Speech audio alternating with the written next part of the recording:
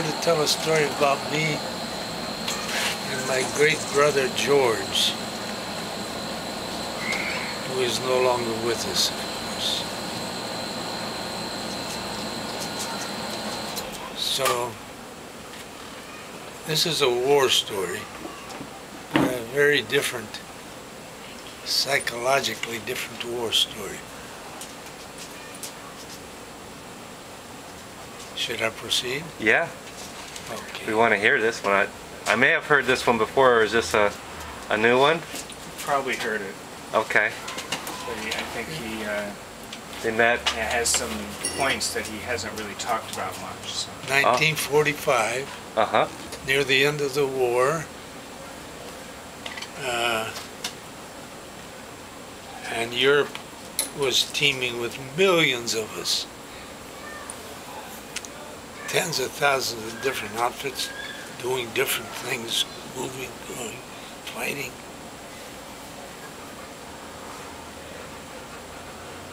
And once in a while, I was in the infantry, and once in a while, every week or so, we had to stop back from the front lines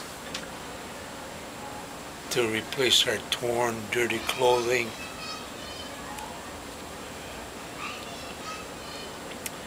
Lay down and rest for a while. And we were in the middle of this in some town in France, Germany rather. And I was waiting for a pair of pants or something when behind me comes a voice, "Speed!" And I spun around and wondered, who the hell is that? Nobody in my outfit knew me by that name. Kids that and I spun around, there was George. So we embraced him for several hours that afternoon. We just sat and not only talked, but just looked at each other. Uh-huh. It was a psychological big deal. And as we sat there, every so often one of the other guys in my outfit would come by, who wasn't particularly close to me or anything, just to shake hands with us. And it was such a joyous occasion. Uh-huh. Wow. Then, of course, dusk approached and George had to leave. It was miraculous that he found me, of course. I mean, there were tens of thousands of outfits moving about. Was he looking for you, or did he just happen to run into you? I think it just happened. He I thought there was a sign on a bulletin board somewhere. No, he Or did he say he left some words or something? He might have, but the main thing I remember is automobile license plate. Each outfit had its plates on its trucks or jeeps. And he saw my outfit there. Not just the division, which is 18,000, wouldn't do any good. But the company, which is down to 200.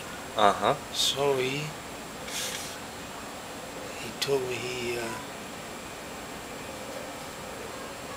he flagged down one of those guys with a Jeep like that and asked about my company. Because, it's not just the company, it's a squad, it's all kinds of units. Right. So he couldn't just go chasing off. So he followed me, and that's where he followed me into that room where I was getting a new pair of pants or something. You were, or you were? You were.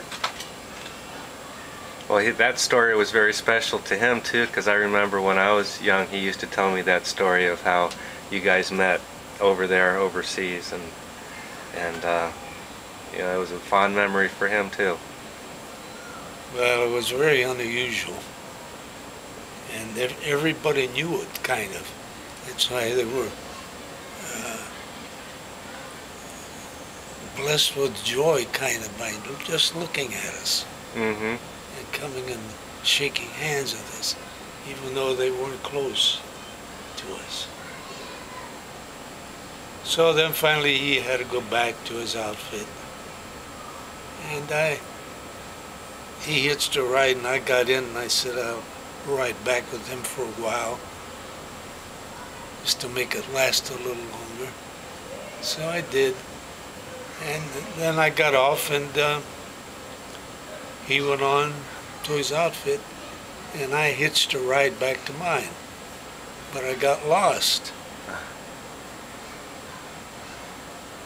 And I walked and looked and pretty soon it was dark, nobody else around, no lights, no nothing. Except a little German village burning on the ground there. So I was looking. Then I saw at a house the window wasn't quite closed enough and there was a thin line of light coming through. So I knew there were people there. I don't know if they were Americans or Germans or what. But I went toward it, went out of the blue, came, halt!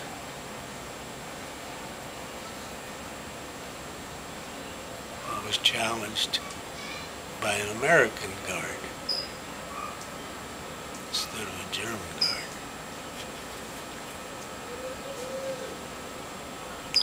So I told him, he says, well, I know that place, I live there too, Canton, Ohio. Oh yeah? He was from Canton? Yeah. Not only that, but he was a friend of George's, for God's sake. You know, not a close friend, but He knew. they knew each other well. So he led me back to that slit of light that was their headquarters for the night. And went in and told them. And they were all overjoyed. It was such a special occasion. Oh.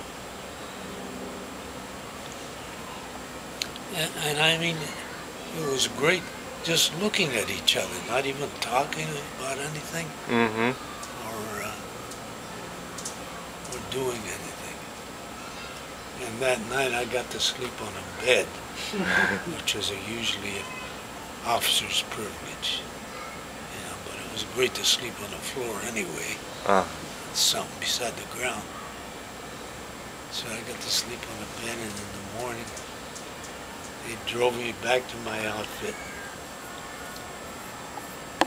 and turned me loose.